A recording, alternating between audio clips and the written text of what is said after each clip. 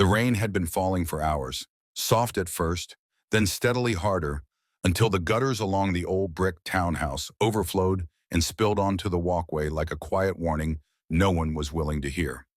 Inside, behind windows lit only by the faint glow of a single hallway lamp, a woman sat alone at a polished oak dining table, her fingers curled around a mug she hadn't touched for over an hour.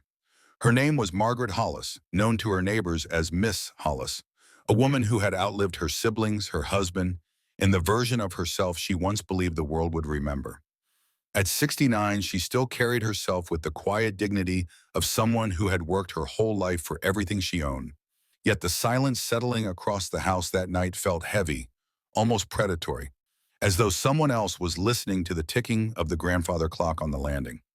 Outside, a figure watched the house from a parked sedan, a young man in his early 30s, clean-shaven, well-dressed, and patient in a way that suggested he'd been preparing for this night far longer than anyone realized.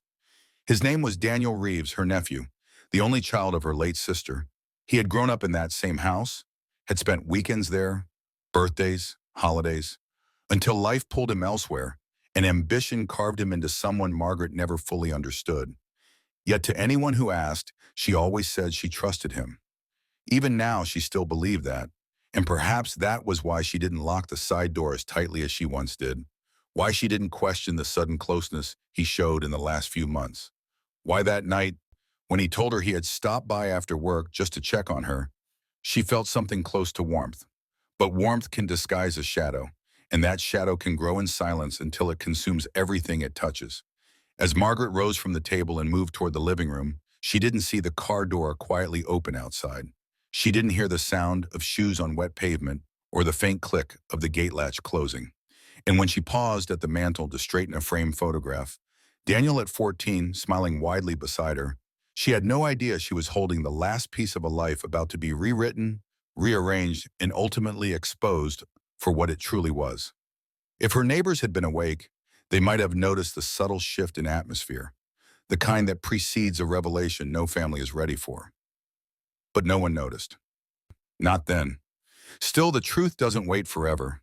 It lingers quietly like the scent of old paper and dust in a lawyer's office, or the hollow ache left behind when someone realizes the person they love has been studying them, not affectionately, but strategically.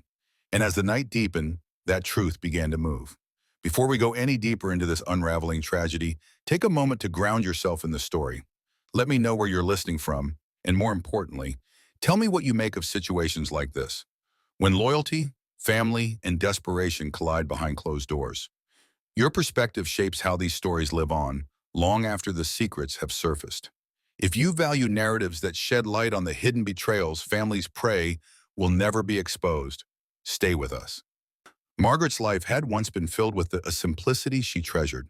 Born in the late 1950s, she worked her way through college, built a successful career in real estate, and remained fiercely independent through every chapter of her adulthood.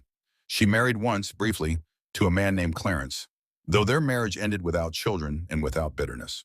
Her strength was her autonomy, and the home she built for herself reflected a lifetime of choices guided by caution, discipline, and a quiet refusal to rely on anyone else for her safety or survival. Family for her had always been her younger sister, Elaine, and Elaine's only son, Daniel. When Elaine died unexpectedly from a cardiac event in her 50s, Margaret stepped in, helping with school forms, holidays, doctor visits. She wasn't his mother, but she was the closest thing he had left, and for years their bond held strong. But time has a way of reshaping people, sometimes gently, sometimes violently. Daniel grew older, more distant, more selective with the parts of his life he let people see. His charm was unmistakable. He could walk into a room and make everyone feel seen, valued, understood. But underneath that charm lay a sharpness, a hunger for more than he had been given. Reports from his coworkers later described him as ambitious but unpredictable, someone who changed jobs frequently, took risks that didn't always pay off, and lived just above his means even when work was scarce. Still, Margaret saw in him the child she once held at her sister's funeral, the young boy who clung to her coat as though she were the only safe place left in the world.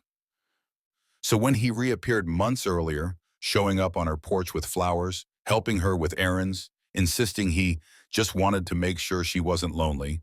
She accepted it, welcomed it, needed it. Because people like Margaret often believe they can tell when someone they love is lying. But love softens instincts, and instincts softened are instincts compromised.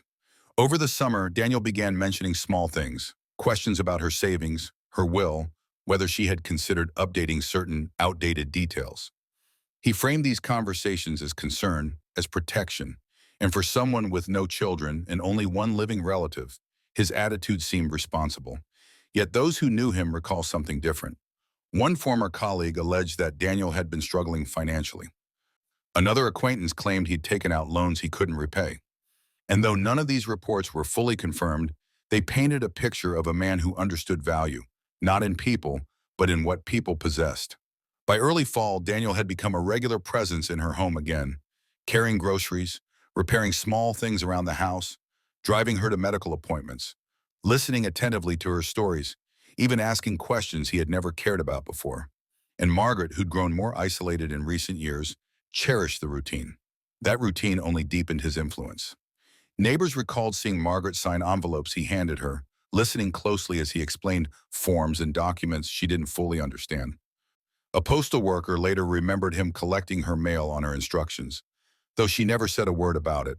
And when a process server delivered a packet of estate planning revisions, it was Daniel who accepted the envelope. All perfectly normal on the surface. Normal enough that no one wondered why he suddenly knew the name of her financial advisor.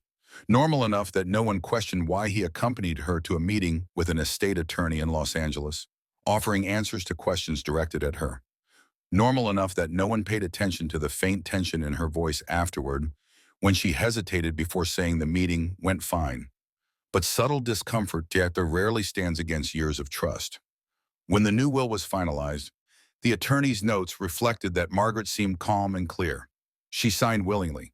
She acknowledged the terms.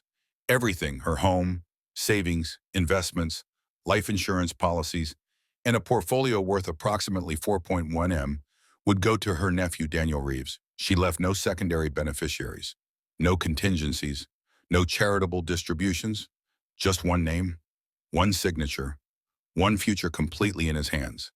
And that night, as the rain continued to slide down the windows, she didn't realize someone else had begun to see her as a doorway, one that needed only one final push before it opened fully. When Daniel entered through the unlocked side door, wiping rain from his jacket, he called her name with the same gentle warmth he'd been perfecting for months. She turned toward him, relieved to see him, not noticing the tension in his shoulders or the slight tremor in his voice. He asked how she was feeling. She said she was fine, just tired, just reflective, thinking about the revised documents they'd completed. For a moment, they spoke like any aunt and nephew might, standing in the quiet of a familiar home. But beneath his calm tone, a calculation was unfolding, one he believed would secure his future forever. And that was when the first crack in the facade appeared. A voicemail Margaret left earlier that afternoon, one he didn't know existed, had been delivered to the wrong person. A neighbor, a friend, someone who understood immediately that something about her tone didn't sound right. That voicemail would become the first thread investigators pulled, long after the events of that night had consumed every trace of certainty. But Daniel didn't know that yet, and Margaret never heard it again. The house grew still again, save for the steady ticking of the clock and the muted rumble of rain against the shutters. Margaret settled onto the living room sofa, her hands folded neatly in her lap, unaware of the shift in Daniel's gaze as he took the armchair across from her. To her, he looked tired, maybe even troubled, but she assumed it was the weather, the long workday, the stress he often hinted at without explanation. She could never have guessed what thoughts had been turning over in his mind for weeks, shaping themselves into something irreversible. Daniel asked if she wanted tea. She nodded. He disappeared into the kitchen, where the dim overhead light cast his silhouette across the tiled floor. And there, between the cabinets and the kettle, he paused, not to rest, not to think, but to listen, to measure the quiet, to confirm she wasn't following. Witnesses would later question what exactly happened in that kitchen, but what remained undisputed was that this was the moment when intention hardened into action. Reports suggest Daniel had already accessed her financial records earlier that month. He had already spoken, allegedly, to someone about potential inheritance timing.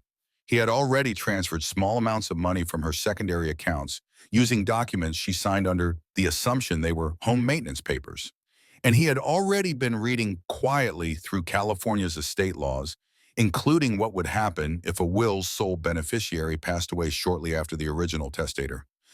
The darker detail, investigators later found printed pages in his desk drawer describing survivorship clauses and timelines for probate distribution. But that night, the kettle whistled softly, and Margaret heard only the sound of tea being prepared by someone she trusted. Daniel returned with 2 mugs. Hers was chamomile, just the way she liked it. His, a dark brew he barely touched. He sat again, studying her, waiting for the moment when her eyelids began to grow heavy from the exhaustion she'd been denying for weeks.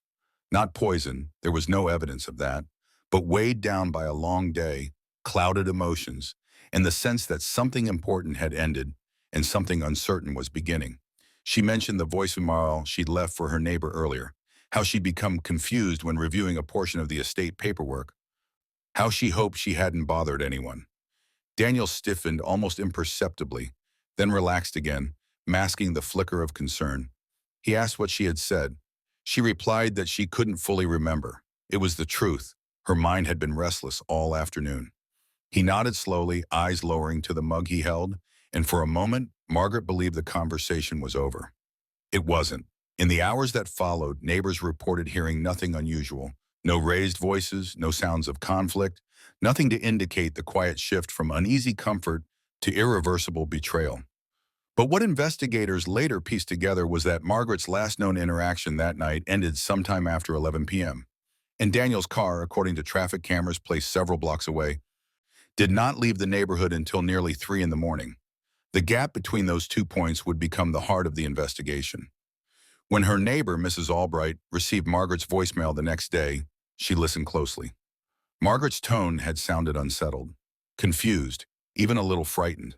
And when Mrs. Albright went to check on her, knocking repeatedly with no answer, she knew something felt wrong. She contacted the police for a wellness check. Officers arrived mid-afternoon. The house was quiet, the doors locked, the lights off. Inside, the living room remained undisturbed, the tea mug still resting on the table, one half finished, the other untouched. The television remote sat where Margaret always left it, aligned precisely with the edge of the side table, but Margaret herself was nowhere to be found. It took less than an hour for the search to turn alarming. The back door, the one that opened onto the narrow garden and the walkway leading to the alley, had been latched from the inside. Her car remained in the driveway. Her purse, keys, and phone were neatly placed on the counter.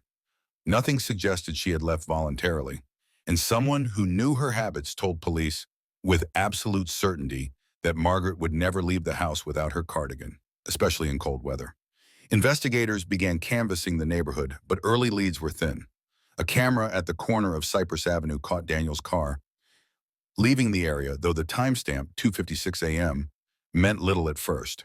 He told officers, when contacted, that he'd visited his aunt for a late check-in, stayed longer than planned, and left when she fell asleep. He said she'd seemed fine, tired but fine, and for a moment his explanation held, until the voicemail resurfaced. Mrs. Albright provided it willingly, her palms trembling as she held out the phone. In the recording, Margaret's voice was soft, but not her usual softness. It was thick, strained, as though she were choosing her words carefully. Something feels off with the papers. I don't know what I signed.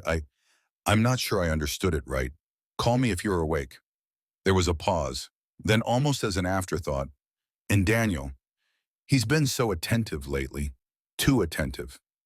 Those last 2 words shifted everything. Police re-interviewed Daniel, asking about the paperwork. He claimed complete ignorance. But when they visited the attorney's office, the truth began to unfold. The attorney confirmed Margaret had made substantial revisions, confirmed Daniel had been present, confirmed he had answered some of the questions for her, something the attorney admitted he should have challenged more directly. But suspicion is not evidence, and the case needed both. 2 days after her disappearance, a pair of hikers discovered Margaret's body along a wooded area just outside the city limits. Her death was initially classified as suspicious. No signs of struggle, no physical trauma, no immediate indication of foul play. Toxicology tests later revealed nothing fatal. The medical examiner listed the cause of death as undetermined, with hypothermia suggested as a contributing factor. A tragic accident, some thought, but investigators did not believe Margaret had driven herself there. Not without a purse, not without keys, not without a coat, not after having tea in her living room hours earlier. Attention circled back to Daniel. Phone records showed he'd been in the vicinity of the wooded area around the same time his car was captured, leaving Margaret's neighborhood. Cell tower pings placed him near a gas station several miles away shortly afterward, though he insisted he'd gone home and fallen asleep. And in a search of his apartment, they found printouts of estate law, detailed notes about probate timelines, and an unsent email requesting expedited review of inheritance documentation. Still, nothing definitively tied him to his aunt's death. Then the bank statements arrived. Over the course of 3 months leading to her disappearance, several transfers, small enough to avoid scrutiny but large enough to be noticed by estate investigators, had been made from Margaret's accounts to a third-party checking account registered under the name of one of Daniel's former coworkers. That coworker claimed Daniel had borrowed the account temporarily after being locked out of his own. He alleged he didn't know where the money came from. He alleged Daniel promised to transfer it back. But the coworker's testimony cracked open the investigation. In recorded conversations, Daniel had allegedly mentioned that his aunt would be taken care of soon, and that his financial situation was about to change dramatically. He didn't use the word inheritance, but he didn't need to. Prosecutors launched a deeper inquiry, pulling communications, reviewing surveillance, examining the will, and questioning every person who had interacted with Margaret in her final weeks.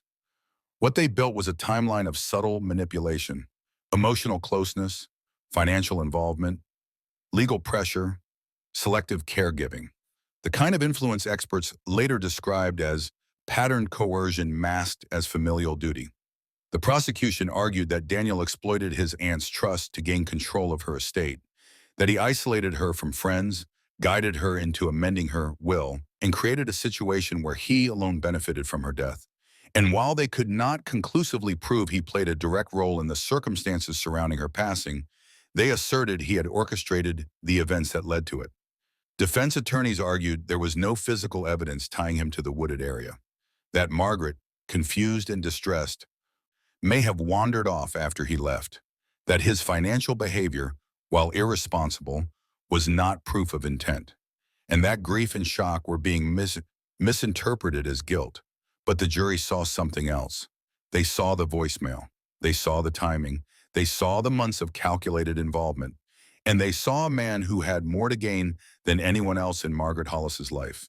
After deliberating for 16 hours, the jury returned with a verdict: guilty on charges of financial exploitation, fraud, and undue influence. The charge connected to her death remained more complex. He was not convicted of homicide due to insufficient evidence of direct involvement. But the sentence for the financial crimes alone carried significant weight: 25 years. In the courtroom, Daniel showed little reaction, no tears, no anger, no remorse. Just a long, slow exhale, as though the outcome had been inevitable all along. Margaret's friends, though few, felt a strange mixture of relief and sorrow. Justice had been administered, but the truth about her final moments remained tangled in uncertainty. The medical examiner's classification, undetermined, left the door cracked open, allowing doubt to seep through the cracks of what might otherwise have been a neatly closed case. In the months following the trial, the house remained empty, eventually placed into a trust that redirected her assets to charitable causes, something her neighbor believed Margaret would have wanted had she been given the chance to revisit her will once the haze of manipulation had lifted. But what lingered most was not the money, not the legal battles, not even the unanswered questions surrounding that final night. It was the betrayal, the silence, the knowledge that someone she had loved without hesitation had seen her not as family, but as opportunity. And that is the kind of truth that, once exposed, cannot be buried again. In stories like Margaret's, the hardest wounds to understand are the ones inflicted quietly, shaped not by violence but by intent. Trust erodes slowly, affection becomes leverage, and loyalty twists into something unrecognizable. Sometimes the deepest danger doesn't come from strangers lurking in shadows, but from the people who already have the keys to our lives. So consider this: How well do we really know the ones closest to us? And when does devotion become a doorway through which betrayal can enter unnoticed? Do you think the justice system reached the right conclusion? Or do you believe there are pieces of this case that remain in the dark, still waiting to be exposed? If stories like this resonate with you, stories that unravel the quiet manipulations, hidden motives, and devastating consequences that families pray never come to light, stay connected. More narratives lie ahead, and each one carries a shadow only truth can illuminate. Now, as we close this chapter, reflect on the question that lingers at the edge of every family secret. When love turns into leverage and trust becomes currency, how far will someone go when they believe no one is watching? And before you leave this story behind, take a moment to share your perspective. Was justice truly served here? Or does this case still hold unanswered questions? Your insight shapes how these stories live on. If you want us to continue revealing the betrayals families hide in silence, stay with us and be ready for the next truth that waits to be exposed.